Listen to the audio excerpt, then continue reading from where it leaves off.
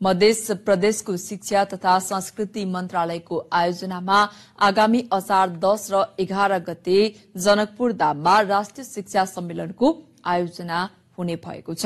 सम्मेलनको उद्देश्य संघीयता अन्तर्गत शिक्षा क्षेत्रका नीति निर्माण, योजना, कार्यान्वयन र समन्वयमा नयाँ परिप्रेक्ष्य तय गर्नु रहेको छ।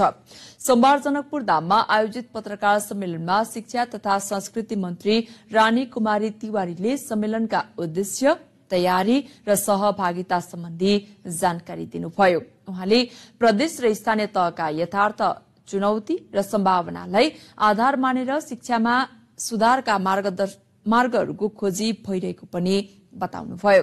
मन्त्री तिवारीले शिक्षा क्षेत्रमा क्रियाशील विज्ञ, शिक्षाविद, अनुसन्धानकर्ता र शिक्षकहरूलाई सम्मेलनमा सक्रिय रूपमा सहभागी भई कार्यपत्र वा सारांश पठाउन आग्रह समेत गर्नुभयो।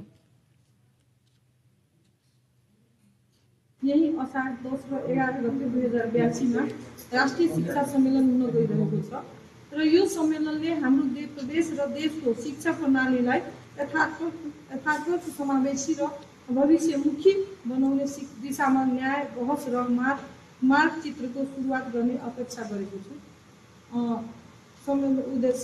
सम्मेलनको प्रमुख उद्देश्य संहिता अन्तर्गत शिक्षा क्षेत्रमा नीति निर्माण, योजना, कार्यान्वयन तथा समन्वयको नयाँ पर्यवेक्षण निर्माण गर्नु रहेको हो। उहाँले सम्मेलनलाई समावेशी, ज्ञानमूलक र नवपरिवर्तनशील बनाउने विश्वास व्यक्त गर्नुभयो।